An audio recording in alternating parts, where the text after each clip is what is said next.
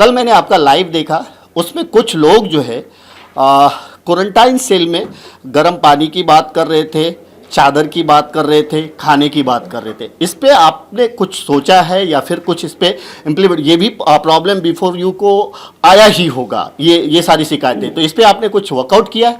देखिए, काम करने की इच्छा हो तो सब कुछ होता है। मुझे तो बड़े आश्चर्य भी लगा। मैं जब पहला दिन था और लोगों की जो शिकायत मिली, उसके बाद दूसरे दिन हमने बैठक ली मेयर कैबिन में, सभी ऑफिसर भी थे। अब शिकायतें क्या थी कि जनरली कोविड के अंदर लोग गर्म पानी का सेवन करते हैं, चाहे गैगलिंग के लिए, चाहे पीने के लिए, चाहे बाफ के लिए।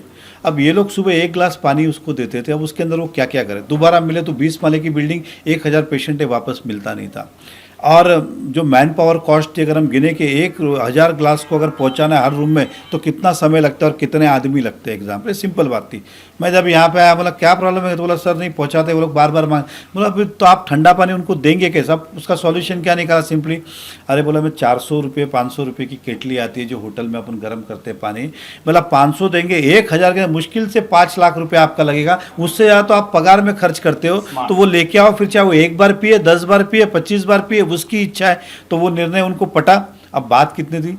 केवल 5 लाख रुपए की, जहाँ करोड़ों रुपया कोरोना में का।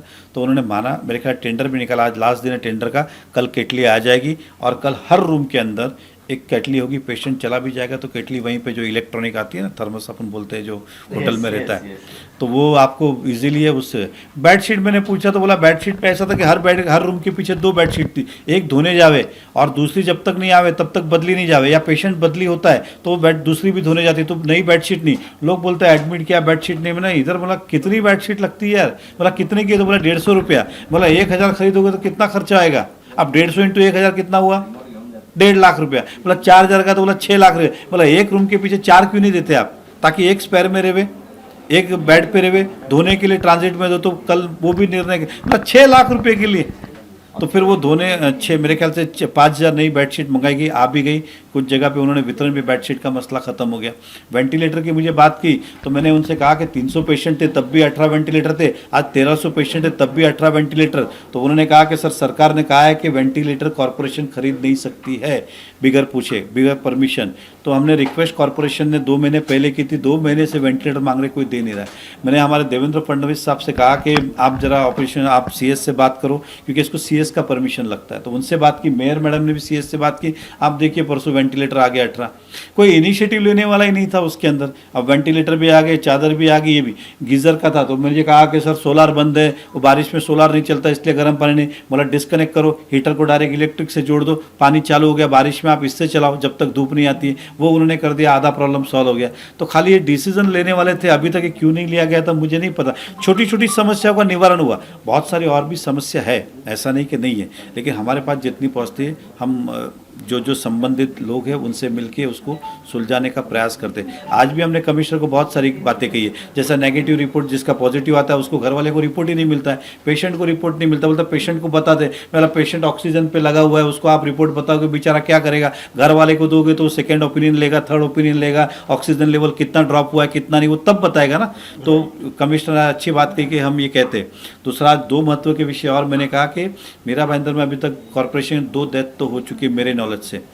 तो ऐसे लोग जो कोरोना में काम कर रहे थे उनको 10 लाख रुपए का महानगर पर आर्थिक सहायता दी जाए, प्लस उनके परिवार के एक व्यक्ति को नौकरी दी जाए कॉरपोरेशन के अंदर। कमिश्नर पॉजिटिव थे। हमारे पास ट्रैफिक में काम कर रहे थे पवार साहब, जो मेरे मित्र भी थे, और कोरोना में ऑन ड्यूटी के समय उनका निधन हुआ।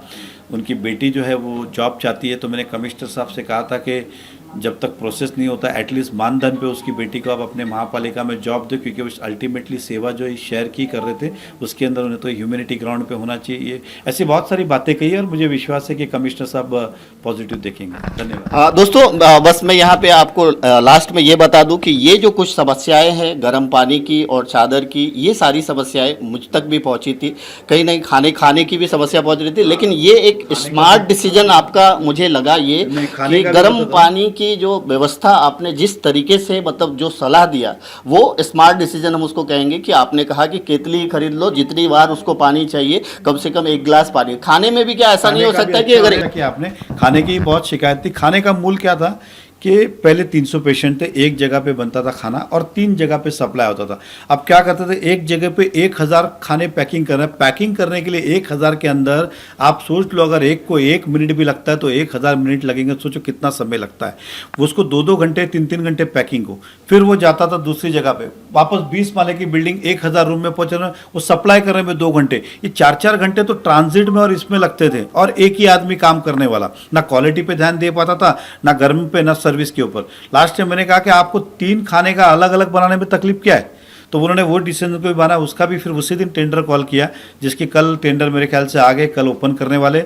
और मैं सभी पेशेंट को शेयर के वो तीनों जगह 1 या 2 दिन के अंदर अलग अलग किचन बनाया, ताकि नीचे बन रहा है ऊपर पहुंचा रहा है, नीचे बन रहा है ऊपर पहुंचा रहा है। बच्चों के दूध की बात थी तो बोला दूध नहीं, क्योंकि दूध कहीं एक जगह से आता है, रिक्वायरमेंट 3 जगह। अब नीचे दूध है और ऊपर सप्लाई करना है, तो सारी चीज़ें जो है अब नीचे से ऊपर पहुंचानी है, तो बहुत आसान 2 दिन के अंदर हो जाएगा। ये भी एक बहुत अच्छा, पहले भी ये हो सकता था लेकिन किसी ने ध्यान नहीं दिया, किसी ने इंटरेस्ट नहीं लिया, लेकिन छोटी छोटी बातें थी जो खत्म हो गई। दोस्तों मैं एक ही चीज़ कहूँगा कि ये सारी समस्याएं थी और इस सारी समस्याओं को जो है इन्होंने जो है बड़े ही आसानी से जो है इसको हल कर दिया। कहीं ना कहीं छोटी सी टेक्निकल थी और हल कर दिया। मुझे उम्मीद है कि आपको इन सारी जानकारियों से फ़ायदा भी पहुँचेगा और शहर में जो कोरोना पीड़ित लोग हैं उनको सहायता पहुँचने में मदद भी मिलेगी। Thank you so much.